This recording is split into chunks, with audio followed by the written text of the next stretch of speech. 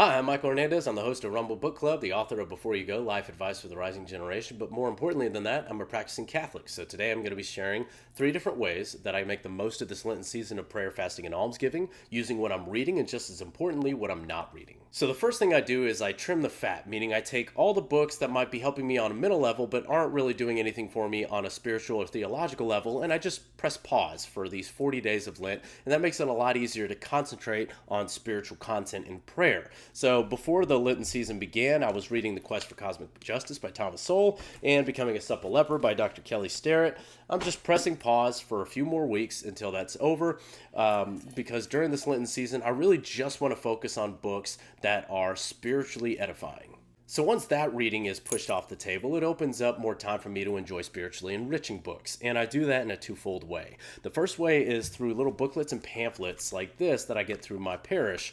And this allows me to understand my faith more on a practical, granular, day-to-day basis that I can act on immediately after reading that particular segment or that particular book.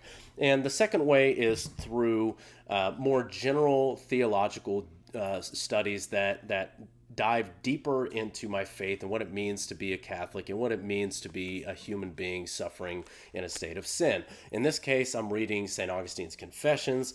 Much more dense information, hard for me to understand. I might go the entire Lenten 40-day season and still not finish this book, but it is worth the read. Finally, the number one most important thing I do to get the most of this Lenten season using what I'm reading is reading more of the Bible.